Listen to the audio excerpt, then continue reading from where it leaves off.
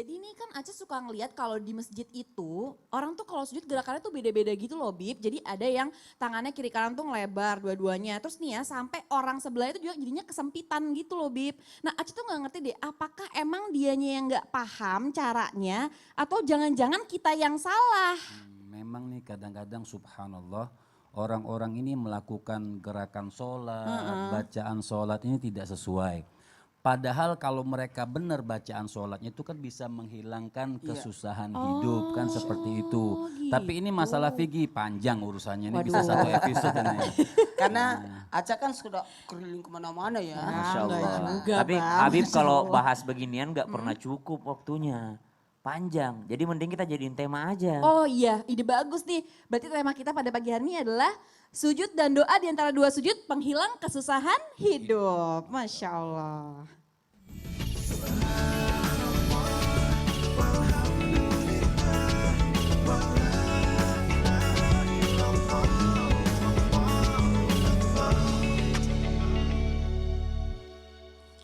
Jamaah yang dirahmati Allah, sebelum kita mulai pembahasan kita pada pagi hari ini, kita simak dulu penjelasan dari Ustadz Syam dan seorang hafiz inspiratif dalam segmen Al-Quran Menjawab.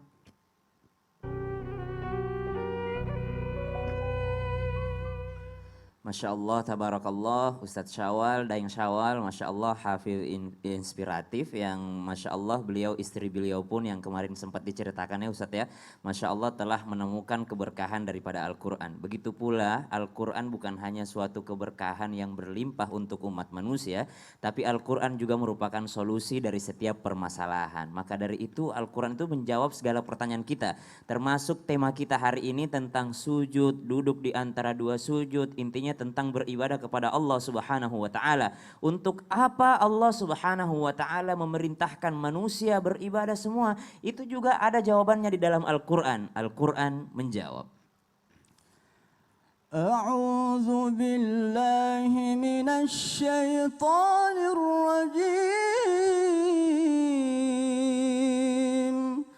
Bismillahirrahmanirrahim.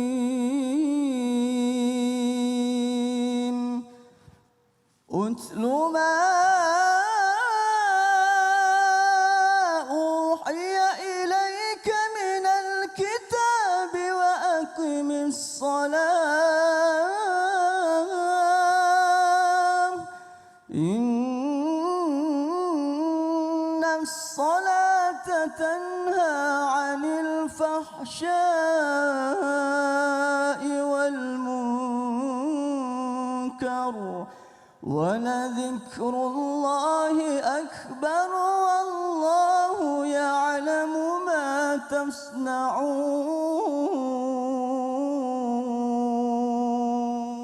Masya Allah, utslu ma uhiya ilaika minal kitabi wa aqimis shalah. Pelajarilah kitab Allah Subhanahu wa taala yakni Al-Qur'an yang telah diturunkan kepada kalian dan dirikanlah salat. Allah memulainya dengan mendekati diri dengan Al-Qur'an. Pelajari Al-Qur'an. Kenapa? Sebahagian daripada kita melaksanakan salat ya begitu aja, gerakan saja. Kenapa engkau ruku? Saya lihat orang tuaku ruku. Kenapa engkau sujud? Saya lihat orang tuaku sujud. Kenapa engkau melakukan ini? Ya karena guruku melakukan ini. Tapi mereka tidak pernah mendalami apa yang mereka baca di dalam salatnya. Maka dari itu Allah Subhanahu wa taala mengatakan utlu ma uhiya ilaika. Baca dulu apa yang ada di dalam ayat-ayat tersebut. Ketika engkau mengerti maka aqimis shalah, dirikan salat. Dan sungguh salat yang benar itu, ibadah yang benar kepada Allah itu akan tanha 'anil fahsya'i wal munkar, akan membuatmu jauh daripada perbuatan keji dan mungkar itu sendiri. Maka dari itu kita semua bersujud ruku kepada Allah Subhanahu wa taala,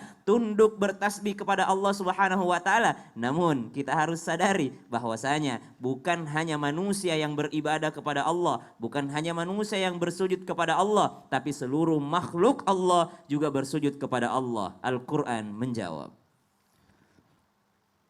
ولله يسجد ما في السماوات وما في الأرض من دابة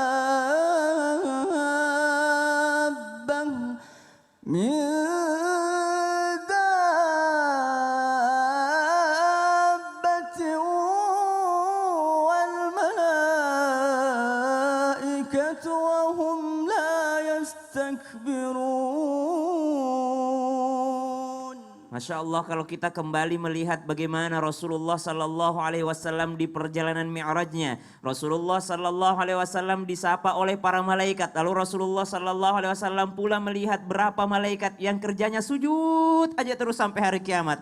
Ada juga malaikat yang kerjaannya ruku aja terus sampai hari kiamat. Namun Allah Subhanahu Wa Taala menciptakan manusia dengan sebaik-baiknya bentuk. Bagaimana manusia ini bisa memilih apakah dia mau ruku kepada Allah atau dia mau sujud kepada Allah? Jikalau mereka ruku dan sujud kepada Allah Subhanahu wa taala, tidak menutup kemungkinan, kata baginda Nabi sallallahu alaihi wasallam, mereka bisa jauh lebih mulia daripada malaikat. Kenapa? Karena malaikat memang diciptakan taat kepada Allah, tapi manusia memiliki nafsu yang mereka bisa mengendalikannya. Ketika mampu mengendalikannya dengan ibadah kepada Allah, dengan tunduk kepada Allah, ruku', sujud kepada Allah Subhanahu wa taala, maka pada saat itu derajatnya akan lebih mulia daripada para malaikatnya Allah Subhanahu wa taala. Bukan hanya itu, mindabah, kata Allah Subhanahu wa taala, dari binatang melata pun Allah Subhanahu wa taala membuat mereka tunduk akan aturan Allah Subhanahu wa taala. Namun pertanyaan yang sering ditanyakan, untuk apa sih kita bersujud? Apa keuntungan kita bersujud kepada Allah Subhanahu wa taala? Al-Qur'an menjawab. يا أيها الذين آمنوا اركعوا واسجدوا واعبدوا ربكم وافعلوا الخير لعلكم تفلحون.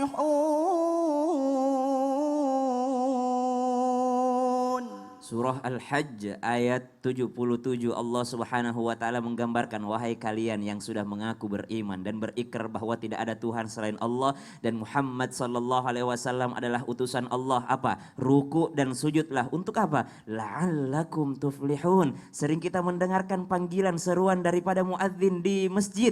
Mereka mengatakan, hayya 'alas shalah. Mari kita salat. Untuk apa salat itu? Hayya 'alal falah. La'allakum tuflihun, hayya al falah. Mari menuju kesuksesan, mari menuju kebahagiaan, mari menuju kesejahteraan.